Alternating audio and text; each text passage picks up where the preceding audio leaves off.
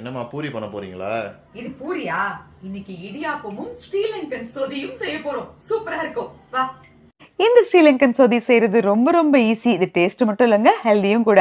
இதுக்கு எந்த காய்கறி வேணால் வச்சுக்கலாம். நான் முருங்கைக்காய் எடுத்திருக்கேன். ஒரு முருங்கைக்காய், 2 வெங்காயம், 2 தக்காளி, 2 பச்சை மிளகாய், இது கூடவே 2 வரமிளகா, 1 பிஞ்ச் வெந்தயம், தேவையான அளவுக்கு உப்பு, எடுத்து வச்ச தேங்காய் பாலில் 2ஆம் தேங்காய் பாலை ஊற்றிட்டு 1 பிஞ்ச் மஞ்சத்தூளும் சேர்த்து அப்படியே கையாலேயே கலந்து நல்லா கொதிக்க விடலாம். இது நல்லா கொதிச்சு முருங்கைக்காய் வெந்ததும் முதல் தேங்காய் பாலை சேர்த்துட்டு ஸ்டவ்வை நல்லா சிம்ல வச்சிடலாம். ஒரு 3 நிமிஷத்துக்கு அப்புறம் லைட்டாக இப்படி பபிள்ஸ் வரும். அவ்வளோதான். இதை இறக்கி வச்சுட்டு ஒரு தாளிப்பு கரண்டியை வச்சு KTV true value coconut oil ஊற்றிக்கலாம். இது பாரம்பரியமான எண்ணெய், pleasant aroma, double filtered, no added chemicals.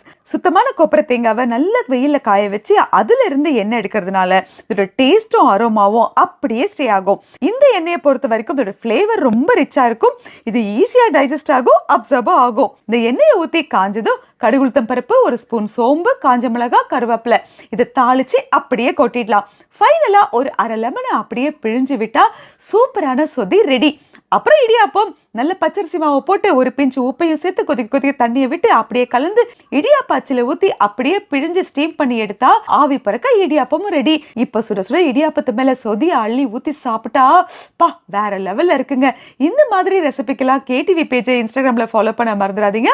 அப்புறம் நம்ம ஸ்ரீலங்கன் சொதி அண்ட் இடியாப்பம் ட்ரை பண்ணி பாருங்க.